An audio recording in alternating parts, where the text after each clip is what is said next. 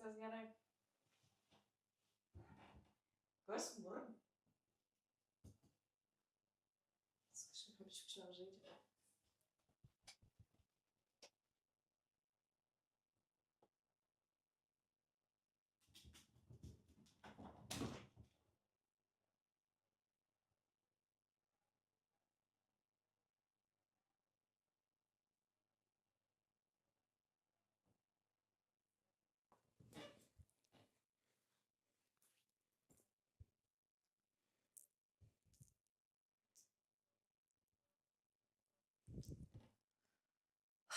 Nu, tikėjomės, kad plaukai gerai atrodo. Tai ką, vėl susirinkom ant tos sofkutės pasišnekėt. Tai praeitą kartą sakiau, jog labai tingėjau filmuot. Tai dabar irgi yra lygiai tas pats, bet tiesiog jau nebegaliu leisti savo nusišnekėt.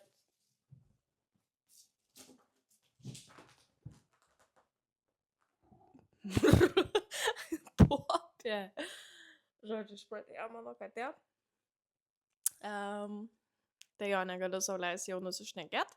Tai turiu biški kažką pakalbėt.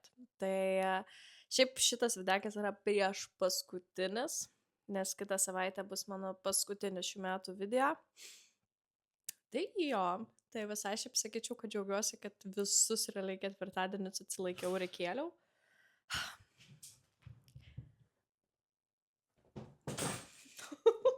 Auč. Žodžiu. Tai visus ketvirtadienius atsilaikiau ir kėliau visus ketvirtadienius video. Tai labai šituo džiaugiuosi, nes šiaip labai galvojau, kad bus kažkuris vienas ketvirtadienis, kad aš praleisiu ir tada prasidės, kad iš viso aš praleidinėjau. Bet džiaugiuosi, jog sugebėjau atsilaikyti. Tai šiandien būtent pakalbėsim apie tai, ant kiek yra labai svarbu išsinišinti ir atrasti tą sferą, kurioje pilnai nori dirbti. Ir kodėl jinai yra svarbi ir kiek jinai man atnešė naudos.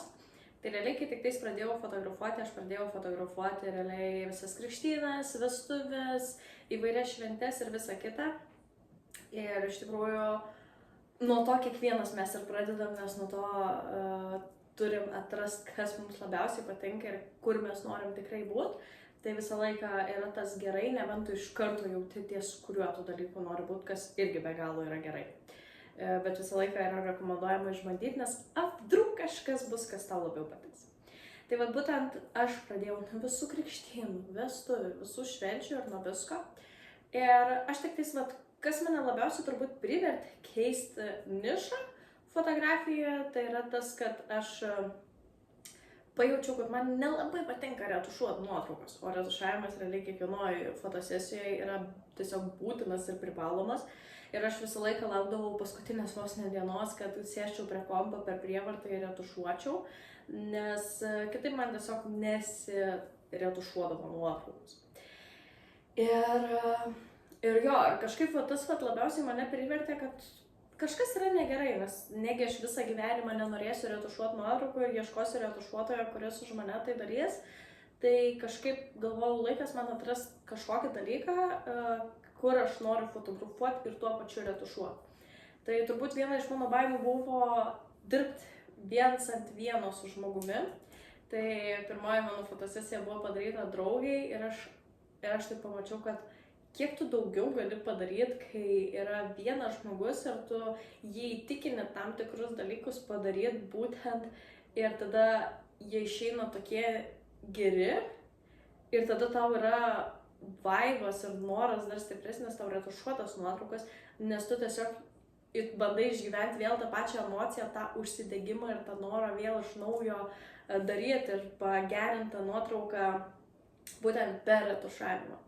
Tai labai iš tikrųjų, kai atradau, kad aš noriu fotografuoti moteris, būtent tada atsirado ir noras dar stipriau retušuoti.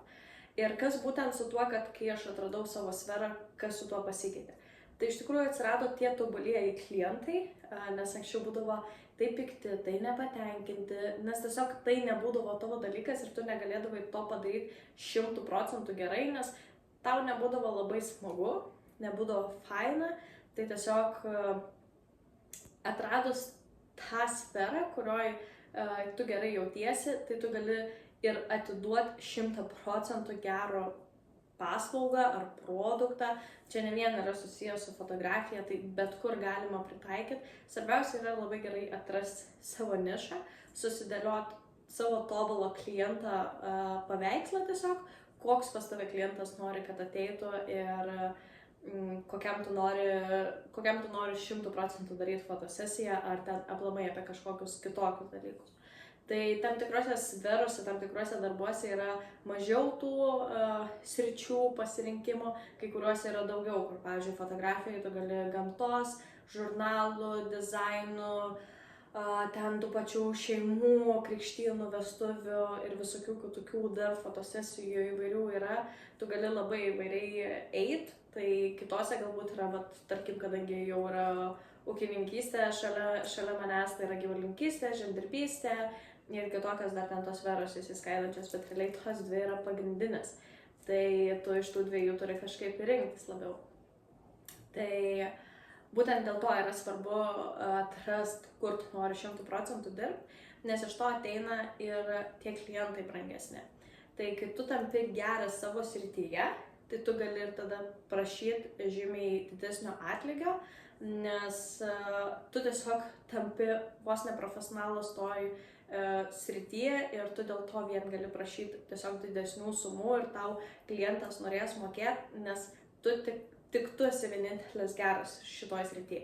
Jeigu tu pasimsi labai daug skirtingų sričių, kaip ten, sakykime, šeimos, krikštynų, krikštynų ir šeimos tai realiai tas pats, sakykime, krikštynų, vestuvių, asmeninės ir, sakykime, dar, nežinau, nėščiųjų. Tai visi yra labai skirtingi ir keturiuose dalykuose turi būti geras ir labai labai geras. Tai yra lengviau būti geru viename dalyke, nei save išskaidyti į skirtingas sritis. Jos sumažėjo, susitraukia biški klientų tiesiog ratas, bet tokiu atveju tu tiesiog gali imti didesnes sumas, daryti mažiau fotosesijų, bet atneš didesnę kokybę. Tai būtent dėl to yra labai labai svarbus tas išsinišinimas ir atradimas, kur tu tikrai nori dirbti, ką tu nori 100% daryti. Nes kiekvieną kartą bandydamas ten padaryti kuo daugiau fotosesijų, tai tu labai save nusipygins. Tam tikrose darbuose lygiai tas pats galioja, kad jeigu tu darysi labai daug darbų, tai tu būsi pakankamai pigus, nes tiesiog tu darysi labai daug skirtingų dalykų ir tu negalėsi labai didelių pinigų būtent dėl to, nes tu nebūsi visur geras. Tai būtent dėl šito dalyko. Tai mano tas visas atradimas, ką aš noriu veikti, užtruko kažkur, man atrodo, apie 5 metus, kur išsiaiškinau, kad aš tikrai noriu būti moterų fotografė. Aišku, aš jau ir nuo pat fotografijos pradžios jutau, kad aš noriu fotografuoti buduarinės visas fotosesijas, erotiką, seksualumą, perteikti tą pasitikėjimą savimi, bet kažkaip atėjo tas, kad aš galiu ir kitokiais būdais perteikti pasitikėjimą savimi, nebūtina per buduarinės visas fotosesijas. Tai pas mane dabar toks supintas reikalas yra, kur yra buduarai ir yra asmeninės fotosesijos.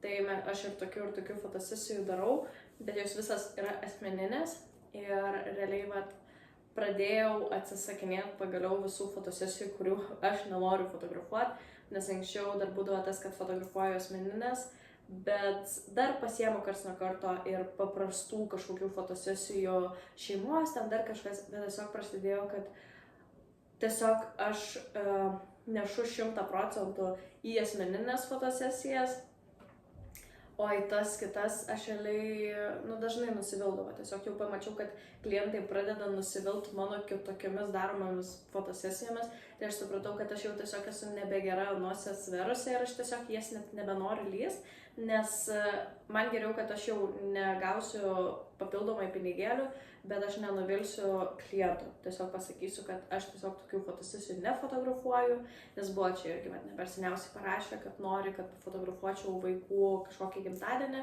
ar kažką tokio ir aš iš karto pasakiau, kad aš to nedarysiu, nes tiesiog aš nesu tame gera ir greičiau aš jūs nuvilsiu. Tai jo, tai būtent dėl to yra svarbu išsinišint ir atrasti tam tikrą sferą, kurioje tu esi geras. Tai realiai esminis dalykas pas mane yra pasakytas ir noriu paminėti, jog susikūriau, tiksliau Aivaras man sukūrė website mano fotografijos, tai galit nueiti jį pažiūrėti, pridedu savo linką į, kaip jisai vadinasi dalykas, žodžio apačioj. Apačioj pridedu linką savo website, Instagramo asmeninio ir pridedu savo fotografijos Instagramą, tai galite tenai nueiti pasižiūrėti mano visus darbus, man visą laiką yra faina, kai užeina žmonės pasižiūrėti į mano website, tai dabar jį dar tobulinu, gerinu iki pilno tokio jau, kad man žiauriai jisai patiks. Tai jo, o dabar aš atsisveikinu iki kito ketvirtadienio. Tai iš tikrųjų, turbūt kito ketvirtadienio filmavimo žiauriai laukiu, nes jaučiu, kad jisai bus belekaip įdomus man pačiai, nes pati pilnai pasižiūrėsiu, ką nuveikiau aš per šituos metus. Tai jo, tai dabar atsisveikinu iki kito ketvirtadienio. Čiau!